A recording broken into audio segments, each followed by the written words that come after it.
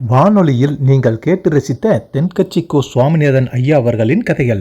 ஒரு சின்ன பையன் வந்தான். அவனை பார்த்து ஒரு கேள்வி கேட்டோம். ஏன்ப்பா உங்கள் வீட்டில் அம்மா புத்திசாலியா அப்பா புத்திசாலியா அப்படின்னு. அவன் அலட்சியமாக நம்மளை பார்த்து சிரிக்கிறான். என்ன சார் இது, இந்த காலத்தில் இது கூட தெரியாமல் இருக்கிறீங்களே அப்படிங்கிறான். ஒரு சின்ன பையன் நம்மளை பார்த்து இப்படி கேட்டு விட்டானே அப்படின்னு நினைக்கிறப்போ நமக்கு ஒரு மாதிரி ஆகிடும். அதுக்கப்புறம்தான் இந்த தாத்தா பாட்டிலாம் சொல்கிற ஒரு கதை ஞாபகத்துக்கு வந்தது. அது என்ன கதை தெரியுமா? ஒரு ஊரில் ஒரு அம்மாவும் பிள்ளையும் இருந்தாங்களாம். அந்த மகனுக்கு திடீர்னு தேசாந்திரம் போய் வரணும்னு ஆசை வந்துட்டுது. ஊராக போய் சுற்றி பார்க்கணுங்கிற ஆசை. அந்த அம்மாவுக்கு இது பிடிக்கல. மகனை பிரிஞ்சு இருக்கிறதுக்கு அவங்க மனசு இடம் கொடுக்கல. வேணாப்பான்னு சொல்லி பார்த்தாங்க, அவன் கேட்கல. திடீர்னு புறப்படவும் செஞ்சுட்டான். சரி, இனிமேல் அவனை தடுக்க முடியாதுன்னு முடிவு பண்ணிக்கிட்டாங்க அந்த அம்மா. இருந்தாலும் புத்திசாலித்தனமாக ஒரு யோசனை பண்ணாங்க. மகனை கிட்டத்தில் கூப்பிட்டாங்க. அவங்ககிட்ட சொன்னாங்க, இதை பாருப்பா, நீ தேசாந்திரம் போகிறதுன்னு தீர்மானம் பண்ணிவிட்ட, அதை நான் தடுக்கலை, போயிட்டு வந்துடும். ஆனால் போகிறதுக்கு முன்னாடி எனக்கு ஒரு வாக்குறுதி கொடுத்துட்டு போ அப்படின்னாங்க. போகிறப்போ ராத்திரியாக இருந்தாலும் பகலாக இருந்தாலும் சரி, புளிய மரத்து நிழலில் தான் தங்கணும். திரும்பி வர்றப்போ இரவும் பகலும் நீ வேப்ப மரத்து நிழல்லே தங்கணும் அப்படின்னாங்க. சரி, அப்படியே செய்கிறேன்னு சொல்லி வாக்குறுதி கொடுத்தான் பையன். புறப்பட்டு போனான். போகிற வழியில் புளிய மரத்து நிழல்லையே தங்கினான், தூங்கினான். அப்படி போய்கிட்டே இருந்தான். 7ஆவது நாள் அவன் உடம்பு சுகமில்லாமல் போயிட்டுது. ரொம்பவும் பலவீனமாயிட்டான். இனிமேல் நடக்க முடியாதுங்கிற நிலைமை வந்துட்டுது. யோசித்து பார்த்தான். சரி, இதுக்கு மேலே போக வேண்டாம் அப்படின்னு முடிவு பண்ணிவிட்டு திரும்பி வர ஆரம்பிச்சிட்டான். திரும்பி வர்றப்போ வழியில் வேப்ப மரத்து நிழல்லையே தங்கி வந்தான். நாளுக்கு நாள் உடம்பு சரியாக வந்துட்டுது. 7ஆவது நாள் வீட்டுக்கு சேர்றான். உடம்பு பழையபடியே கலகலப்பாயிட்டுது. பூர்ண சுகம். தேசாந்திரம் போன பையன் திரும்பி வந்துட்டானே அப்படின்னு அந்த அம்மா ஆச்சரியப்படலை. ஏன்னா அவங்களுக்கு தெரியும் இப்படி ஆகும்னு. பையன் சீக்கிரமாக திரும்பி வரணுங்கிறதுக்காக தான் அவங்க அந்த யோசனையை சொன்னாங்க. என்ன விஷயங்கிறதையும் அவங்களே சொன்னாங்க.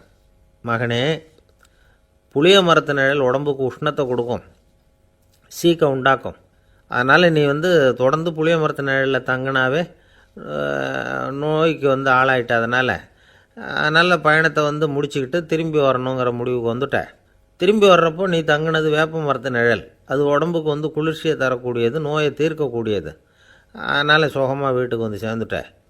உன்னோட தேசாந்திர பயணத்தை தடுக்கிறதுக்காக தான் இப்படி பண்ணினேன் அப்படின்னாங்களாம் அந்த அம்மா. பார்த்தீங்களா அம்மாவோட புத்திசாலித்தனத்தை? அப்பாவாக இருந்தால் இப்படியா பண்ணுவார்? ஒரு அப்பா பையன்கிட்ட 10 ரூபா கொடுத்து, இதை எடுத்துக்கிட்டு அடுத்த ஊருக்கு போய் அங்கே இருக்கிற மாமா கிட்ட இதை கொடுத்துட்டு வாடா, வழியில் எங்கேயாவது மரத்தடியில் படுத்து தூங்கி விடாதே அப்படின்னு எச்சரிக்கை பண்ணி அனுப்புனாராம். பையனுக்கு எச்சரிக்கையாக வாழறது எப்படிங்கிறத கற்றுக் கொடுக்கறதுக்காக இப்படி பண்ணார். அவன் பணத்தை வாங்கிட்டு போனான்.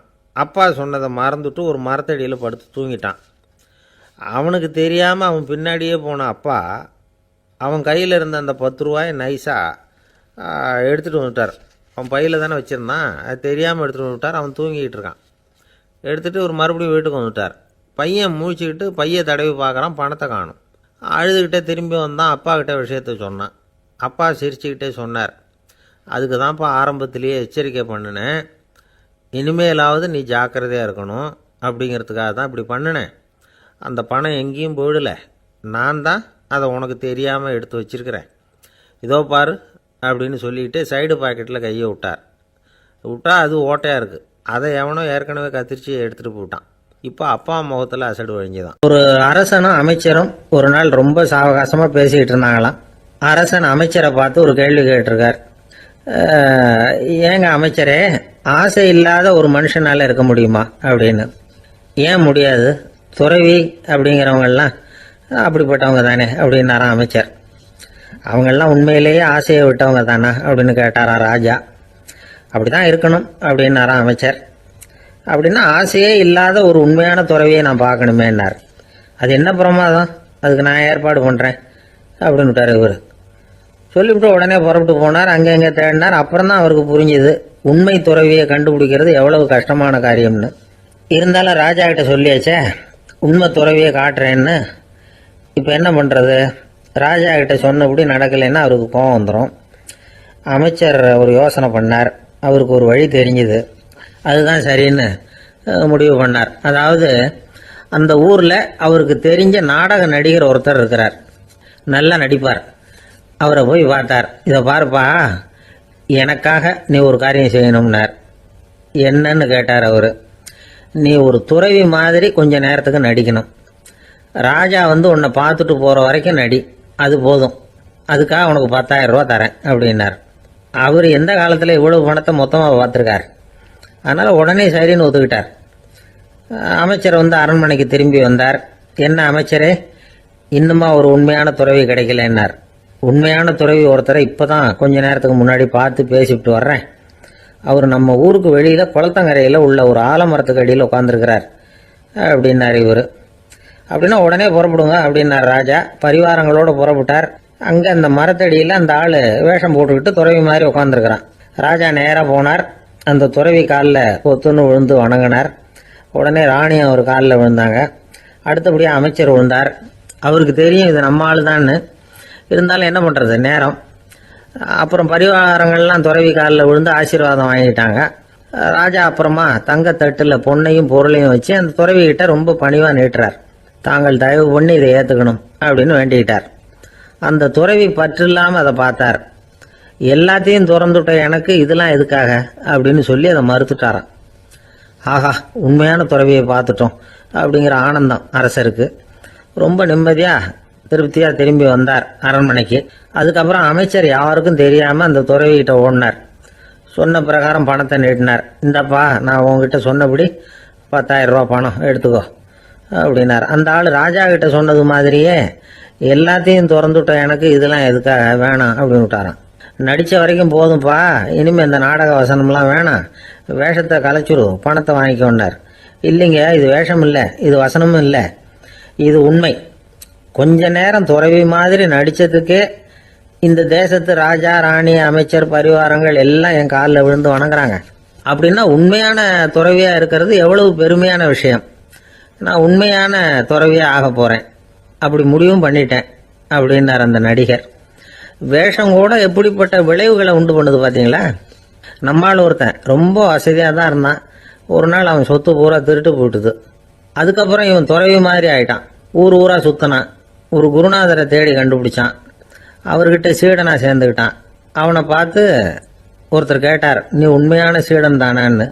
இல்லைங்க, சீடன் மாதிரி நடிச்சுக்கிட்டு இருக்கிறேன் அப்படின்னா. அது குரு துரோகம் இல்லையா அப்படின்னு கேட்டார் அவர். இல்லைங்க, நான் பண்ணது குரு துரோகம் இல்லை, என் குரு பண்ணது தான் துரோகம். என்னுடைய பணத்தை கொள்ளையடிச்சது இவர் தான். அதை எங்கே வச்சிருக்காருன்னு கண்டுபிடிக்கிறதுக்காக தான் இவர்கிட்ட வந்து சீடனாக சேர்ந்துருக்கிறேன் அப்படின்னானா. ஒரு காலத்தில் பிரஷ்யா அப்படின்னு ஒரு தேசம் இருந்தது. இப்போ ஜெர்மனி இருக்குல்ல, இதோட பெரும்பகுதி ஒரு காலத்தில் பிரஷ்யாங்கிற பேரில் இருந்தது. அப்போ அதுக்கு அரசராக இருந்தவர் மகா ஃப்ரெடரிக், அதாவது ஃப்ரெடரிக் தி கிரேட் அப்படின்னு சொல்லுவாங்க. அந்த ராஜாவுக்கு ஒரு சந்தேகம். நாம் பல வகையான வரிகளை விதித்து வசூல் பண்ணுறோம், அப்படி பண்ணி வருமானம் குறைஞ்சிக்கிட்டே போகுதே, இதுக்கு என்ன காரணமாக இருக்கும்? இதுதான் அவருக்கு ஏற்பட்ட சந்தேகம். ஒரு சமயம் அந்த அரசர் தம்முடைய அமைச்சர்களையும் பிரபுக்களையும் தளபதிகளையும் கூப்பிட்டு ஒரு விருந்து வச்சார். விருந்து முடிஞ்சதும் அவங்கள பார்த்து இந்த சந்தேகத்தை கேட்டார். வரிகள் அதிகமாக விதித்து வருமானம் குறையறதுக்கு என்ன காரணம் அப்படின்னு கேட்டார். பல பேருக்கு இதுக்கு சரியாக பதில் சொல்ல தெரியல. அனுபவசாலியான ஒரு தளபதி எழுந்திருச்சார். அரசே, அது எப்படிங்கிறத இப்போ உங்களுக்கு காட்டுறேன்னார். உடனே ஒரு பெரிய பனிக்கட்டி ஒன்றை தன்னுடைய கையில் எடுத்தார். அதை அப்படியும் எப்படியும் திருப்பி பார்த்தார். அப்புறம் அடுத்தவர்கிட்ட கொடுத்தார். அவரும் அதை அப்படியும் இப்படியும் திருப்பி பார்த்துட்டு அடுத்தபடியாக இருந்தவர்கிட்ட கொடுத்தார்.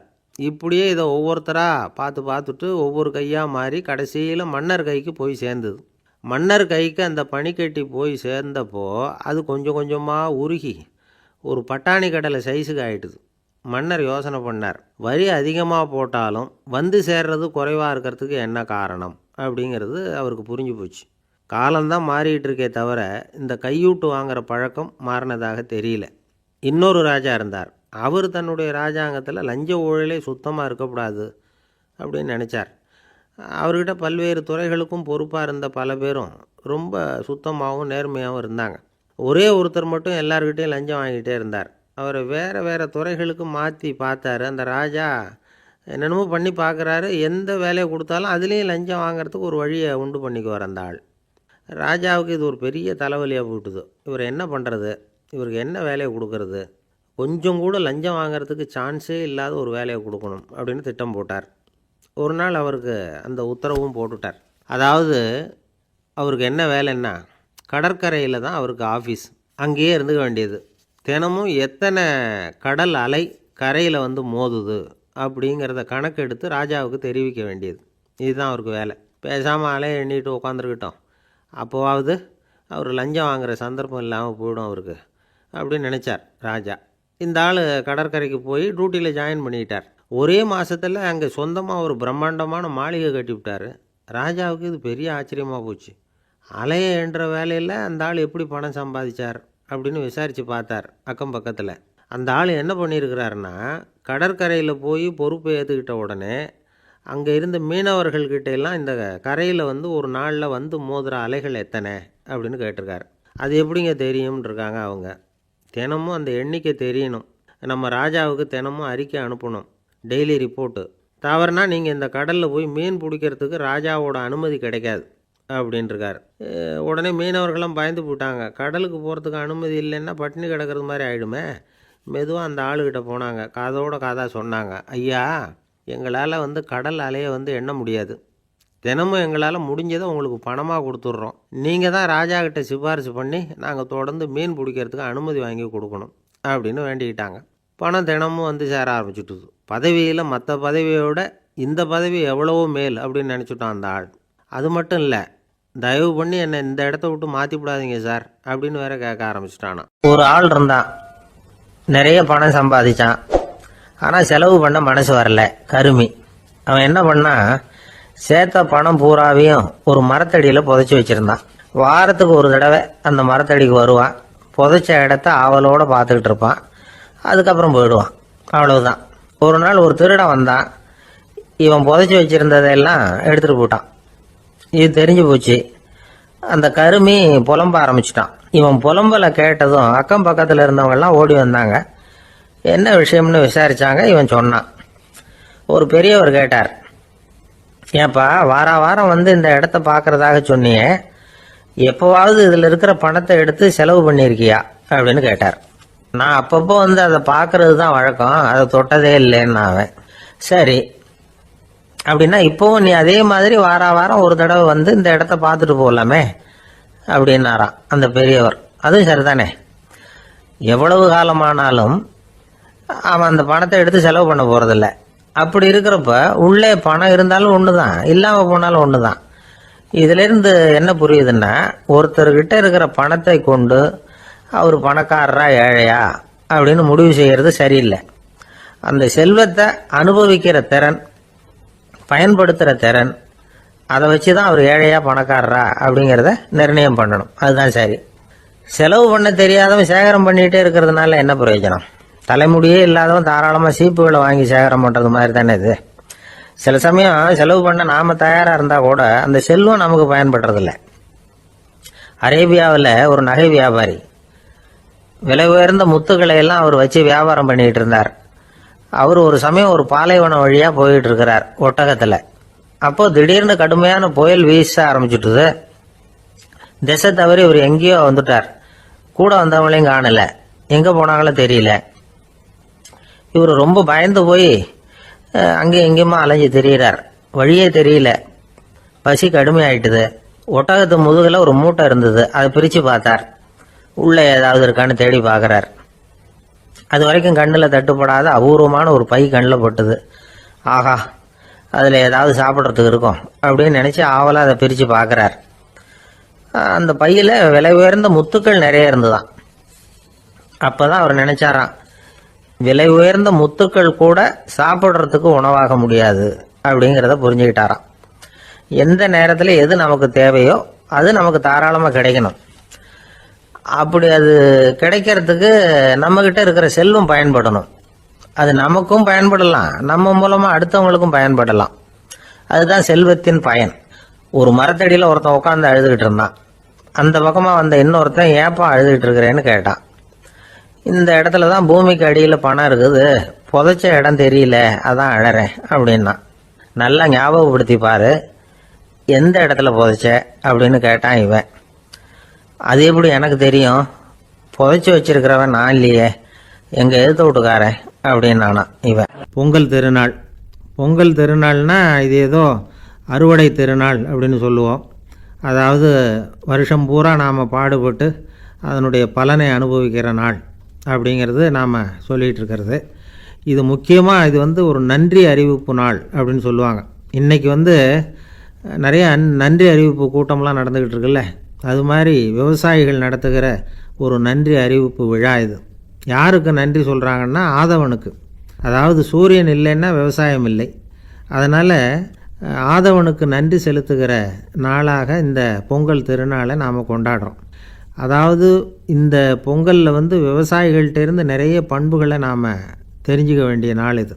விவசாயிகள் அவங்க விவசாயம் முன்னேறி இருக்கிற அளவுக்கு விவசாயிகளுடைய வாழ்க்கை தரம் முன்னேறலை. அந்த அளவுக்கு அவர்கள் நாட்டுக்காக உழைச்சிக்கிட்டு இருக்கிறாங்க. அந்த காலத்திலே அதை பற்றி ஒரு கதை சொல்கிறது உண்டு. ஒரு வயசான ஆள் நிலத்தில் ஏறு உழுதுகிட்டு இருந்தாராம். கிழிஞ்சு போன ஒரு சின்ன துண்டை தான் இடுப்பில் கட்டியிருந்தாராம். தலையில் ஒரு கந்தலை சுற்றி இருந்தார். உடம்பு பூரா சேரு, ரொம்ப ஏழை. ஏறு ஓட்டிகிட்டு இருக்கிறவர் வேறு எப்படி இருப்பார்? இருந்தாலும் அந்த ஆள் ரொம்ப ஜாலியாக பாட்டு பாடிக்கிட்டே ஏறு உழுதுகிட்டு இருந்தாராம்.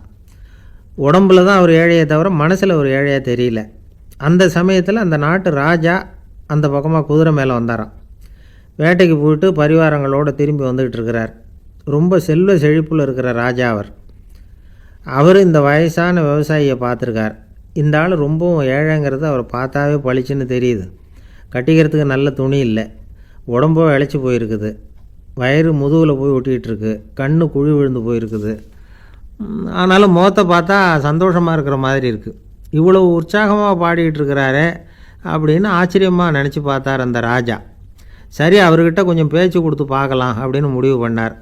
ஐயா பெரியவரே, இப்படி கொஞ்சம் வர முடியுமான்னாராம். பொழுது போகிறதுக்குள்ளே நான் இந்த வயல் பூரா உழவு ஓட்டி ஆகணும், அதனால் பேசுகிறதுக்கு நேரம் இல்லை அப்படின்னாராம் அந்த பெரியவர். என்ன அவ்வளவு அவசரமாக? மீதி இருந்தால் நாளைக்கு உழுதக்கூடாதா? அது சரி, உனக்கு எத்தனை ஏக்கர் நிலம் இருக்குது அப்படின்னு விசாரிச்சிருக்கார் ராஜா.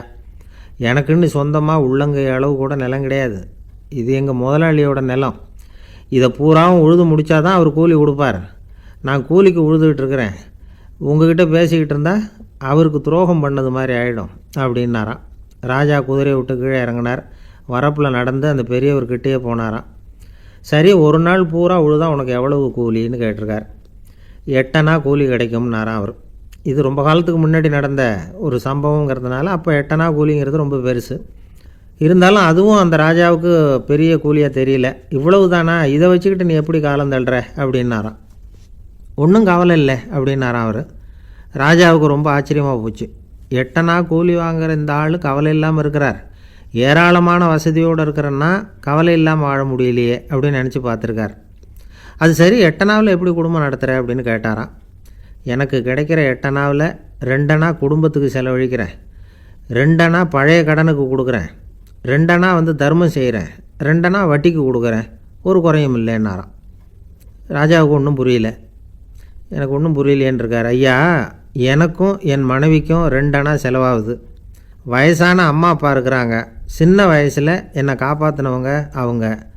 அந்த கடனுக்கு 2 அணா செலவாகுது, அது பழைய கடன். என் தங்கச்சி ஒருத்தி ஆதரவு இல்லாத நிலைமையில் தன்னுடைய மகனோட என் வீட்டில் இருக்கிறா. அவளுக்கும் அவள் மகனுக்கும் 2 அணா செலவு பண்ணுறேன், அது தர்மம். எனக்கு 2 பிள்ளைங்க இருக்கிறாங்க, அவங்களுக்கு 2 அணா செலவு பண்ணுறேன், அது வட்டிக்கு கொடுக்கறது மாதிரி. பிற்காலத்தில் அவங்க எங்களை காப்பாற்றுவாங்க. அந்த வகையில் நான் திருப்தியோடு வாழ்ந்துக்கிட்டு இருக்கிறேன் அப்படின்னாராம். ராஜாவுக்கு அர்த்தம் புரிய ஆரம்பிச்சுதான். அந்த பெரிய நிலத்தை விலை கொடுத்து வாங்கி அந்த பெரியவருக்கே தானமாக கொடுத்துட்டாராம். இப்போ உழுதவருக்கே நிலம் சொந்தமாகிட்டுது. அன்னையிலேருந்து அரசனுக்கும் ஆறுதல் கிடைச்சிதான். இப்படி ஒரு கதை சொல்லுவாங்க. 8 அணா வருமானத்தை வச்சுக்கிட்டு எப்படி காலத்தை தள்ளுறதுன்னு சொல்கிறதுக்காக இந்த கதையை சொல்கிறதாக யாரும் தப்பாக நினச்சிக்கக்கூடாது. கிடைக்கிறத எப்படி பங்கு போடுறார், எப்படி திருப்தியாக வாழறார் அப்படிங்கிறது தான் முக்கியம். அது மாதிரி இன்றைக்கு இந்த பொங்கல் திருநாளில் உழவர்கள் மனசு மகிழ்ச்சியாக இருந்ததுன்னா அது எல்லாரும் மகிழ்ச்சியாக இருக்கிறது மாதிரி அர்த்தம். அதனால் அவர்கள்ட்டேருந்து நாம் பாடம் கற்றுக்கணும். சில உழவர்கள் தங்கள் நிலத்தில் விளையிறத தாங்கள் சாப்பிட மாட்டாங்க, அடுத்தவங்கள்ட்ட விற்றுட்டு சந்தையில் போய் வேறு அரிசி வாங்கிட்டு வந்து தான் இவங்க சாப்பிடுவாங்க. அப்படிப்பட்ட விவசாயிகள்லாம் இது உண்டு. பங்கிடுகிற பண்பை உழவர்கள்ட்டேருந்து கற்றுக்கொள்ளுங்கள் அப்படிம்பாங்க. ஒரு ஆள் நிம்மதியாக மகிழ்ச்சியாக இருந்தானா, உங்கள் நிம்மதிக்கும் மகிழ்ச்சிக்கும் என்ன காரணம்னு கேட்டிருக்கார் இன்னொருத்தர். என்கிட்ட இருந்தது பூராவையும் என் பிள்ளைங்களுக்கு சமமாக பங்கு போட்டு கொடுத்துட்டேன், எனக்குன்னு எதுவுமே வச்சுக்கல, அதுதான் நிம்மதிக்கு காரணம்ன்றிருக்கான். உங்ககிட்ட இருந்தது எவ்வளவு இருந்தது அப்படின்னு கேட்டிருக்காரு அவர். மொத்தமாக ஒரு 50,000 ரூபா இருக்கும் அப்படின்னு இருக்கான். அவ்வளவும் பணமாகவே இருந்ததா அப்படின்னு கேட்டிருக்காங்க அவங்க. இல்லைங்க, அவ்வளவும் கடன், அதை தான் பிரித்து கொடுத்துருக்கேன் பிள்ளைங்கக்கிட்ட அப்படின்னு அவன். ஒரு நண்பர் இருக்கார், எப்போ பார்த்தாலும் கையில் ஒரு புத்தகம் இருக்கும். புத்தகம் இல்லாமல் எங்கேயும் புறப்பட மாட்டார். எதுக்காக இப்படி எடுத்துகிட்டு போகிறீங்க அப்படின்னு கேட்டால், எனக்கு இது ஒரு நல்ல நண்பன் மாதிரி, இந்த காலத்தில் எங்கே போனாலும் காத்திருக்க வேண்டியிருக்கு, அது மாதிரி சமயத்தில் நான் நண்பன் கூட பேசிக்கிட்டு இருப்பேன் அப்படிம்பாரான். ஒருத்தர் ஒரு பெரிய அரச பதவியில் இருந்தார். அவர் பதவியிலேருந்து இறங்க வேண்டிய சூழ்நிலை. அரசு கொடுத்துருந்த வீட்டை விட்டுட்டு வெளியில் வர்றார். வரும்பொழுது 2 கையிலையும் 2 பெட்டியை எடுத்துகிட்டு வந்தாராம். சார், உங்களுடைய உடைமைகள் அப்படின்னு கேட்குறாங்க அங்கே இருந்த ஊழியர்கள். இவர் தன்னுடைய கையில் இருக்கிற பெட்டியை காட்டி, இதுதான் என்னுடைய சொத்து அப்படின்னாராம். ஒரு பெட்டியில் அவருடைய உடைகள், இன்னொரு பெட்டியில் அவர் விரும்பி படிக்கிற புத்தகங்கள், அவ்வளோதான். இதுதான் இருந்துதான். புத்தகம் படிக்கிறது மனசுக்கு நல்லதுங்கிறது நமக்கு தெரியும். புத்தக வாசிப்பு உடம்புக்கும் நல்லதுங்கிறாங்க. அது நமக்கு ஆச்சரியமாக தான் இருக்குது. ஒரு நபர் ஒரு வருஷத்தில் சராசரியாக 2000 பக்கங்களை படிச்சிருக்கணுமா, யுனெஸ்கோ பரிந்துரை. ஆனால் நம்ம நாட்டில் நாம் சராசரியாக படிக்கிறது 32 பக்கங்கள், அவ்வளவுதான். இவ்வளவுக்கு நம்ம நாட்டில் 6000க்கும் மேற்பட்ட நாளேடுகள், 2000க்கும் மேற்பட்ட இதழ்கள், மலர்கள், இவ்வளவு இருந்தும் சரியாக வரல.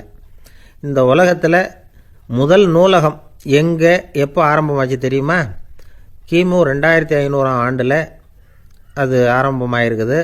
பாபிலோனியாவில் அமில் அணு அப்படிங்கிற அரசன் தான் நூலகத்தை உருவாக்கியிருக்கிறான். அப்போல்லாம் தாள் கிடையாது, களிமண் தான். களிமண் பலகைகளில் எழுதி அதை தொகுத்து அப்படியே நூலாக்கி அதை நூலகத்தில் வச்சுருப்பாங்களாம். அரசருடைய நூலகத்தில் 1000க்கும் மேற்பட்ட நூல்கள் இருந்ததாக வரலாற்று குறிப்பு இருக்குது. அது மட்டும் இல்லை, அந்த நூலகத்தில் பொருள் வாரியாக, அதாவது சப்ஜெக்ட் வாரியாக புத்தகங்களை வகைப்படுத்தி வச்சுருந்தாங்களாம்.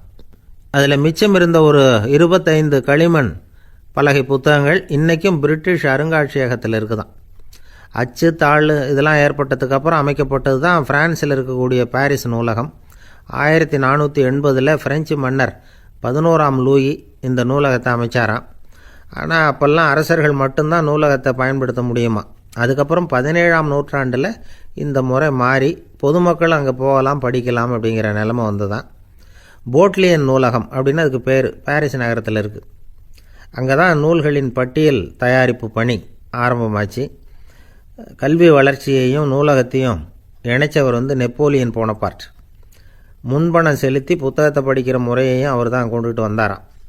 மக்கள்கிட்ட வசூலிக்கிற வரியின் ஒரு பகுதியை நூலகத்துக்கு பயன்படுத்தினவரும் அவர் தானா.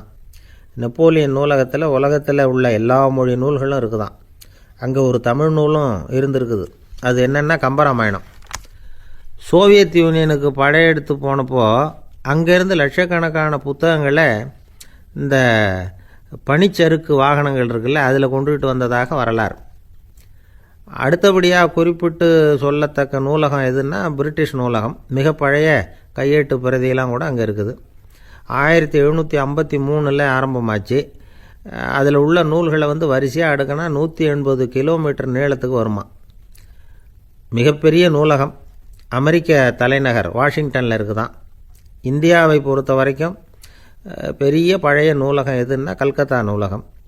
எல்லா இந்திய மொழி நூல்களும் இங்கே உண்டு. மகாகவி பாரதியார் நடத்தின இந்தியாங்கிற இதழின் எல்லா பிரதிகளும் அங்கே பாதுகாப்பாக இருக்குது. படிக்கும் பழக்கம் இங்கே வளர வேண்டியிருக்குது. ஒருத்தர்கிட்ட ஒரு புஸ்தகத்தை கொடுத்து விமர்சனம் எழுத சொல்லியிருந்தாங்க.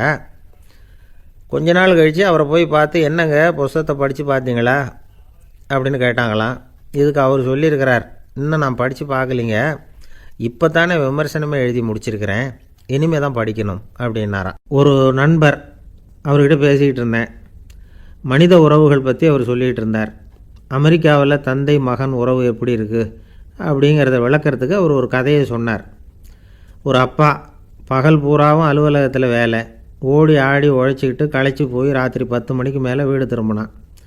வீட்டு வாசலில் அவரோட மகன் காத்துக்கிட்டு இருக்கிறான், இன்னமும் தூங்கலை. அப்பா வாசல்லையே தடுத்து நிறுத்தி, அப்பா உனக்கு சம்பளம் எவ்வளவு அப்படின்னு கேட்குறான். ஏற்கனவே ஆஃபீஸ் பிரச்சனைகளால் அலுத்து போய் திரும்புகிற அப்பாவுக்கு கோவம் வந்துடுது. என்னடா இப்படிலாம் கேளுன்னு உங்கள் அம்மா உனக்கு சொல்லி கொடுத்தாளா அப்படின்னு சொல்லிவிட்டு உள்ளே போய் சட்டையை கட்டி மாட்டிவிட்டு குளிச்சுவிட்டு மறுபடியும் வெளியில் வந்து உடையை மாற்றுகிற சமயம் அப்போ மறுபடியும் மகன் உள்ளே வந்து நிற்கிறான் அவர் முன்னாடியே. அப்பா உனக்கு எவ்வளவு சம்பளங்கிறான் மறுபடியும். அப்பாவுக்கு எரிச்சல் அதிகமாகிட்டுது. மணிக்கு $20 போதுமா அப்படின்னார். அப்படின்னா எனக்கு ஒரு $10 தர முடியுமான்னா மகன். இதுக்கு தான் என் சம்பளம் எவ்வளவுன்னு கேட்டியா? 2ஆம் வகுப்பு படிக்கிற உனக்கு எதுக்குடா $10 அப்படின்னு கத்திவிட்டு தொலைக்காட்சி பெட்டியின் முன்னாடி போய் உட்காந்துக்கிட்டு ஏதோ நிகழ்ச்சியை பார்க்க ஆரம்பிச்சிட்டார்.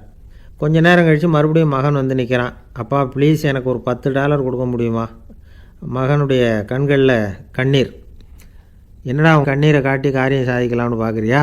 ஒரு காசு கூட கொடுக்க மாட்டான் போ அப்படின்னு விரட்டி விட்டான். மகன் கண்ணீரை தொடச்சிக்கிட்டே கண்ணை தொடச்சிக்கிட்டு பேசாமல் போய் படுத்துக்கிட்டானா. கொஞ்ச நேரம் ஆச்சு. அப்பாவோட கோபம் கொஞ்சம் கொஞ்சமாக குறைஞ்சிது. பிள்ளைகிட்ட கோபமாக கத்துனது தப்பு தாங்கிறது புரிஞ்சுது அவனுக்கு. எழுந்திரிச்சு போனான், படுக்கை இறக்கி போனான். மகனை பார்த்தான். அவன் தலையணையை கட்டி பிடிச்சிக்கிட்டு அழுதுகிட்டு இருக்கிறான். அவனை மெல்ல நெருங்கி அவங்ககிட்ட எதமாக பேசுகிறதுக்கு ஆரம்பித்தானான்.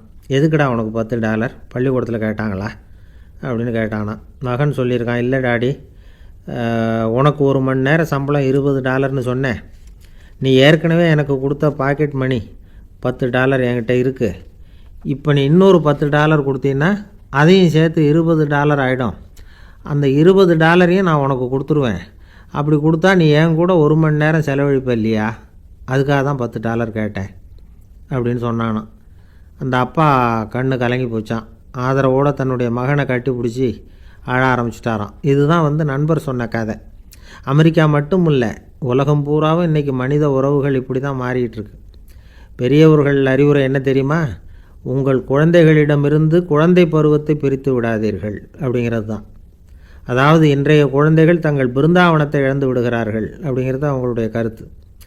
இந்த நிலைக்கு நாம் காரணமாக இருந்துடக்கூடாது. குழந்தைகளோட விளையாடுவோம், குடும்பத்தோடு உறவாடுவோம் அப்படிங்கிறது தான் நம்முடைய நோக்கமாக இருக்கணும். இன்றைய உறவு முறைக்கு இன்னொரு உதாரணம் சொல்லுவாங்க. ஒருத்தர் வந்தாராம், அவர் பக்கத்தில் ஒரு சின்ன பையன். நாம் அவரை விசாரிக்கிறோம், யார் இந்த பையன் அப்படின்னா அவர் சொல்கிறார், இவன் எனக்கு தூரத்து உறவு அப்படின்னாராம். இந்த தூரத்து உறவுன்னா எப்படின்னு இருக்கான். இதுக்கு அவன் சொல்லியிருக்கிறான், இவன் எங்கள் அப்பாவுக்கு 8வது புள்ளை அப்படின்னானான். காசி மாநகரத்தை பிரம்மதத்தன் அப்படிங்கிற ராஜா ஆட்சி பண்ணிட்டு வந்தார். அவர் ஒவ்வொரு வருஷமும் ஒரு திருவிழா நடத்துறது வழக்கம். எல்லா தேசத்திலிருந்தும் எல்லா வகையான ஜனங்களும் அதில் வந்து கலந்துக்குவாங்க. ஒரு சமயம் அது மாதிரி விழா நடந்துக்கிட்டு இருந்தது. வைகுண்டத்திலேருந்து தேவலோகத்திலேருந்து நிறைய தேவகுமாரர்கள்லாம் காசி நகருக்கு அப்போது வந்திருந்தாங்க. அதில் முக்கியமாக ஒரு 4 தேவகுமாரர்கள். அந்த 4 பேரையும் சுற்றி ஏகப்பட்ட கூட்டம். அப்படி என்ன விசேஷம் அவங்கக்கிட்ட அப்படின்னா, மற்றவங்கள விட அவங்க முகம் அழகாக இருந்ததா அப்படி பார்த்தா அப்படியும் இல்லை. அவங்க அணிஞ்சிருந்த மலர் மாலைகள் தான் அதுக்கு காரணமாக. அந்த மலர்கள்லேருந்து அப்படி ஒரு அபூர்வமான நறுமணம். இதுக்கு முன்னாடி இப்படி ஒரு நறுமணத்தை அந்த ஊர் ஜனங்க அனுபவித்ததே இல்லை. அதுதான் அந்த 4 பேரையும் சுற்றி கூட்டம். எல்லோரும் கேள்வி கேட்க ஆரம்பித்தாங்க. உடனே அந்த 4 தேவகுமாரர்களும் எல்லாருக்கும் தெரியும்படியாக வானத்தில் எழும்பி கொஞ்சம் உயரமாக நின்றுக்கிட்டாங்க. கீழே நின்றுக்கிட்டு இருந்த அரசன்லேருந்து ஆண்டி வரைக்கும் ஒருத்தர் பாக்கி இல்லாமல் ஒரே குரலில் எல்லாரும் அவங்கள பார்த்து, எங்களுக்கும் இது மாதிரி மாலையை போட்டுக்கணும்னு ஆசையாக இருக்குது, அதுக்கு நீங்கள் தான் அருள் பண்ணணும் அப்படின்னு கேட்டுக்கிட்டாங்க. மாலை போட்டுக்கிறதுனா எல்லாருக்கும் ஆசையாக தானே இருக்கும். அந்த 4 தேவகுமாரர்களில் ஒருத்தர் புத்தர் பிரான். அவர் சொன்னார், பூலோகவாசிகளே, நான் சொல்கிறத கொஞ்சம் பொறுமையாக கேளுங்க. கக்காரு அப்படிங்கிற கற்பக விருட்சத்தின் மலர்களால் தொடுக்கப்பட்டது இந்த மாலை. இதுக்கு நிறைய சக்தி உண்டு. எந்த காலமும் இது வாடாது, வாசனையும் குறையாது. ஆனால் இதை அணிந்து கொள்கிறதுக்கு சில தகுதிகள் தேவை அப்படின்னார்.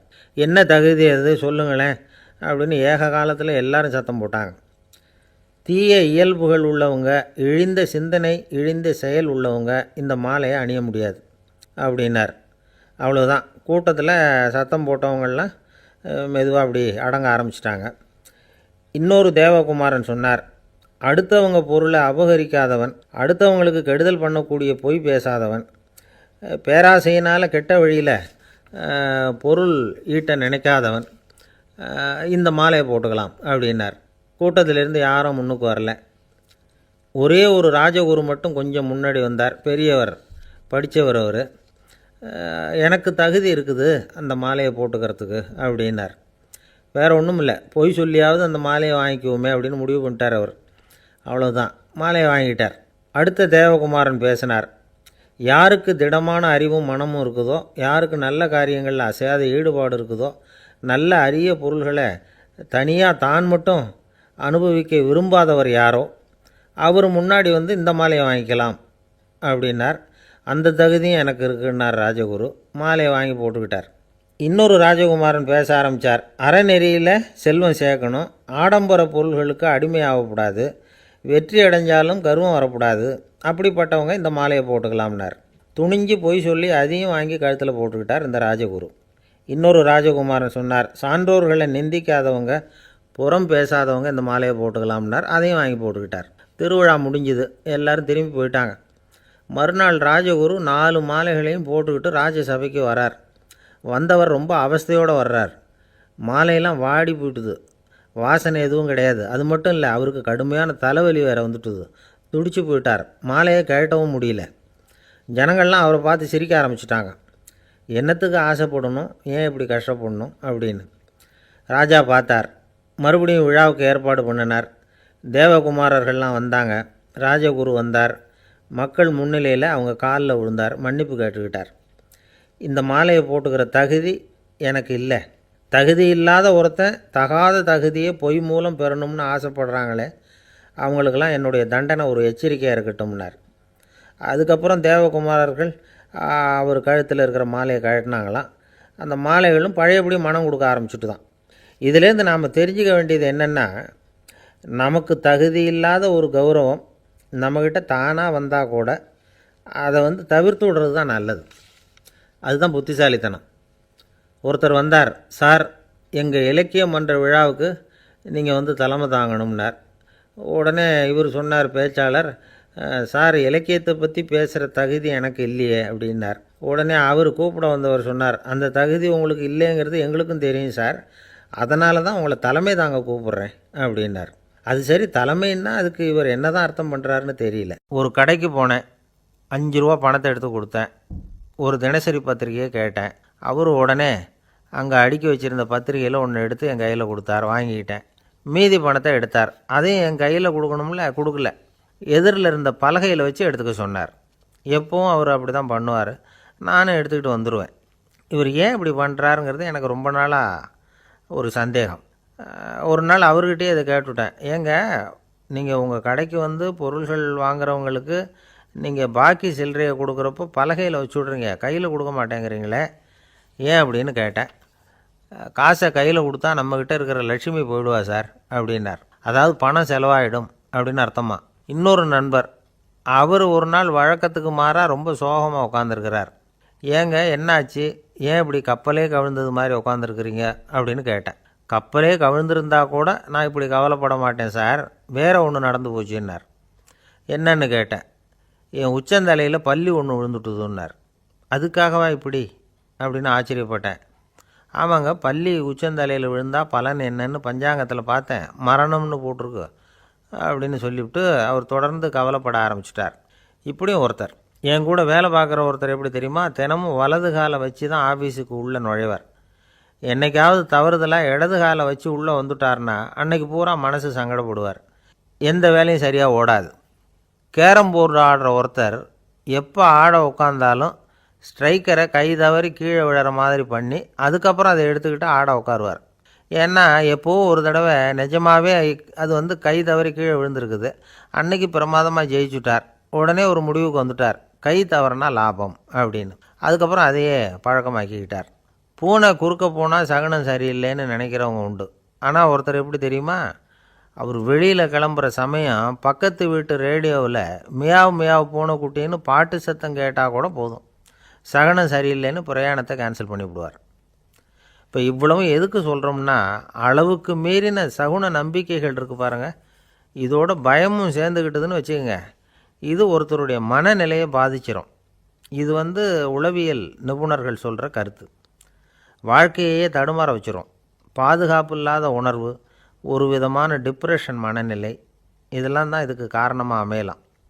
சில பேர் காய்கறி நறுக்க கத்தியை கையில் எடுத்தால் கூட நேரம் சரியாக இருக்கா அப்படின்னு பார்த்துட்டு தான் வேலையை ஆரம்பிக்கிறது வழக்கம். அறிவு தான் மனசுக்கு வாத்தியாராக இருக்கணும். அப்போ தான் வாழ்க்கை நிம்மதியாக இருக்கும். அறிவு மனசு சொல்கிறபடியெல்லாம் கேட்க ஆரம்பிச்சுட்டுதுன்னா இடைஞ்சல் தான். ஒருத்தருக்கு 7ஆம் நம்பர் தான் ராசியான நம்பரான். 7ஆம் தேதி தான் எந்த காரியத்தையும் ஆரம்பிப்பாராம். 7 எழுத்து வர்றது மாதிரி பேரை மாற்றி வச்சுக்கிட்டார். 7 மணிக்கு தான் தினமும் எழுந்திருப்பார். 7ஆம் நம்பர் வீட்டில் தான் குடியிருக்கார். கல்யாணம் கூட 7ஆம் தேதி தான் பண்ணிக்கிட்டார். அவர் ஒரு நாள் குதிரை பந்தயத்துக்கு போனாராம். குதிரையோட பேரையெல்லாம் பார்த்தார். ஒரு குதிரையோட பேர் 7 எழுத்தில் அமைஞ்சிருந்தது. 7 தானே இவருக்கு அதிர்ஷ்ட நம்பர். அதனால் உடனே அது பேரில் பணத்தை கட்டினார். பந்தயம் நடந்தது. என்ன சார் ஆச்சுன்னு கேட்டாங்க. நான் பணம் கட்டின அந்த என்னோட குதிரை 7ஆவதாக சேர்ந்தது சார் அப்படின்னாராம் சோகமாக. ஒரு ஆஃபீஸில் வேலை பார்க்குற ஒருத்தர் ஏதோ தப்பு பண்ணிவிட்டார். உடனே மேல் அதிகாரி அவரை கூப்பிட்டு அனுப்புனார். நீ செஞ்சது தப்புன்னார் கோபமாக. இது ஒரு ரகம். சில அதிகாரிகள் இப்படி நீங்கள் செஞ்சது தப்புன்னு சொல்கிறதில்ல, நீங்கள் செஞ்சது சரி அப்படின்னு சொல்கிறதில்ல. எப்படி சொல்லுவாங்கன்னா, நீங்கள் செஞ்சது சரியில்லைன்னு நான் நினைக்கிறேன் அப்படின்னு சொல்லுவாங்களாம். அதாவது சில பேர் நீங்கள் செஞ்சது தப்புங்கிறாங்க, அதையே மாற்றி சொல்கிறாரு இவர், நீங்கள் செஞ்சது சரியில்லைன்னு நினைக்கிறேன். இது ரெண்டும் அர்த்தம் ஒன்று தான், இருந்தாலும் வார்த்தைகள் வித்தியாசம். நிர்வாக திறமை இல்லாத ஒரு அதிகாரி யூ ஆர் ராங் அப்படின்னு சொல்லுவாராம். நிர்வாக திறமை உள்ள அதிகாரியாக இருந்தால் அதையே கொஞ்சம் மாற்றி I think you are not correct அப்படிம்பாரான். இதுதான் வித்தியாசம். இருந்தாலும் வார்த்தைகளை உபயோகப்படுத்துகிற விதத்தை வச்சு தான் வேலை நல்லா நடக்கிறதும் நடக்காததும் இருக்குது. விவரம் தெரிஞ்சவங்க என்ன சொல்கிறாங்க தெரியுமா? Be a leader not a boss அப்படிங்கிறாங்க. ஒரு லீடராக பாஸாக இருக்காதே அப்படிங்கிறாங்க. சரி, அப்படின்னா லீடருக்கும் பாஸுக்கும் வித்தியாசம் உண்டா அப்படின்னு கேட்டால் இருக்குன்னு சொல்கிறாங்க. லீடருங்கிறவர் வேறு, பாஸுங்கிறவர் வேறு. ஒரு லீடர் எப்படி நடந்துக்குவார், ஒரு பாஸ் எப்படி நடந்துக்குவார், இதை முதல்ல நாம் தெரிஞ்சுக்கணும். அவங்க எப்படி நடந்துக்குவாங்க அப்படிங்கிறதுக்கு சில விவரங்கள் இருக்குது. அதை கேட்டோம்னா நாம் புரிஞ்சுக்கலாம் அதை. அதாவது பாஸுங்கிறவர் விரட்டிக்கிட்டே இருப்பார், லீடருங்கிறவர் ஊக்கப்படுத்திக்கிட்டே இருப்பார். நாளைக்கு சாயந்தரத்துக்குள்ளே அந்த வேலையை செஞ்சு முடிக்கலைன்னா தொலைச்சி விடுவோம் தொலைச்சி அப்படிம்பார் அவர். இவர் எப்படி சொல்லுவார்னா, இது வரைக்கும் நீங்கள் செஞ்சுருக்கிற வேலை ரொம்ப அற்புதம் அப்படிம்பார். பாஸுங்கிறவர் அதிகாரத்தை நம்பி செயல்படுறவர், லீடருங்கிறவர் நல்லெண்ணத்தை நம்பி செயல்படுறவர். நம்மக்கிட்ட அதிகாரம் இருக்குது, பவர் இருக்குது, அதனால் காரியத்தை சாதிச்சுடலாம் அப்படின்னு நினைக்கிறவர் அவர். மற்றவங்கக்கிட்ட ஒரு நல்ல அபிப்பிராயத்தை சம்பாதிச்சுக்கிட்டு அது மூலமாக காரியங்களை சாதிக்கிறவர் இவர். பாஸுங்கிறவர் பயத்தை உண்டு பண்ணுவார், லீடருங்கிறவர் அன்பை பரவ செய்வார். அதை செய்யலைன்னா ஆடிட்டில் தகராறாயிடும், இது செய்யலைன்னா இன்க்ரிமெண்ட்டு கட் ஆகிடும், இப்படி ஏதாவது சொல்லி பயமுறுத்திக்கிட்டே இருப்பார் அவர். இவர் அப்படி இல்லை.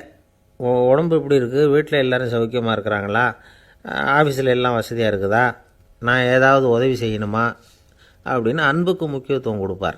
பாஸுங்கிறவர் எதுக்கெடுத்தாலும் நான் சொல்லிக்கிட்டு இருப்பார், லீடருங்கிறவர் நாமன்னு சொல்லிக்கிட்டு இருப்பார். பாஸுங்கிறவர் தப்புக்கு காரணம் யாருன்னு பார்ப்பார், லீடருங்கிறவர் தப்பு என்னன்னு பார்ப்பார். இதுதான் ரெண்டு பேருக்கு வித்தியாசம். The boss shows who is wrong, the leader shows what is wrong அப்படின்னு சொல்லுவாங்க. இந்த காரியம் எப்படி செய்யப்பட்டிருக்கு அப்படின்னு தெரிஞ்சுக்கிறவர் பாஸ். இந்த காரியத்தை எப்படி செய்யணும்னு செஞ்சு காட்டுறவர் லீடர். பாஸுங்கிறவர் பணியாளர்களை திட்டுவார், லீடர் மரியாதைக்குரியவராக நடத்துவார், அதுக்குரியவராக அவர் நடந்துக்குவார். செய்கிற வேலையை ஒரு சுமையாக நினைக்க வைக்கிறவர் பாஸ், செய்கிற வேலையை ஒரு சந்தோஷமாக ஆக்கிறவர் லீடர். ஒரு முதலாளியாக இருக்கிறவர் அல்லது ஒரு நிர்வாகியாக இருக்கிறவர் இது மாதிரியான நுணுக்கங்களையெல்லாம் தெரிஞ்சு வச்சுக்கிறது நல்லது. ஒரு பாஸ் இருக்கார், அவர் ஒரு நாள் ரொம்ப பெருமையாக தன்னோட ஆஃபீஸை பற்றி பேசிக்கிட்டு இருந்தார். எனக்கு கீழே 200 பேர் வேலை செய்கிறாங்க சார், நான் ஒரு கோடு கிழிச்சா அவங்க அதை தாண்டாத அளவுக்கு நான் நடந்துக்கிறேன் சார் அப்படின்னார் அவர். அது எப்படி முடியுது உங்களால் அப்படின்னு கேட்டோம். நான் கோடே கிழிக்கிறதில்ல சார் அப்படின்னார். ஐயா, உங்கள் பேரை தொடர்ந்து தினம் கேட்டுக்கிட்டு இருக்கிறேன் அப்படின்னார் ஒருத்தர்.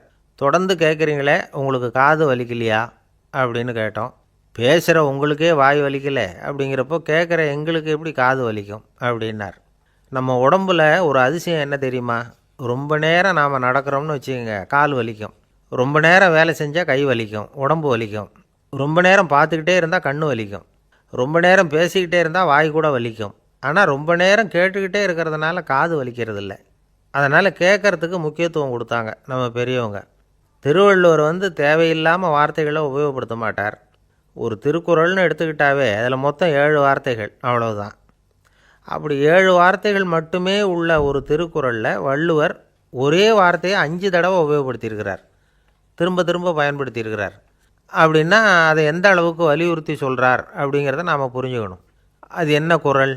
செல்வத்துள் செல்வம் செவிச்செல்வம், அச்செல்வம் செல்வத்துள் எல்லாம் தலை. செவிச்செல்வம்ங்கிறது அவ்வளவு முக்கியமானது. கற்றலின் கேட்டல் நன்று.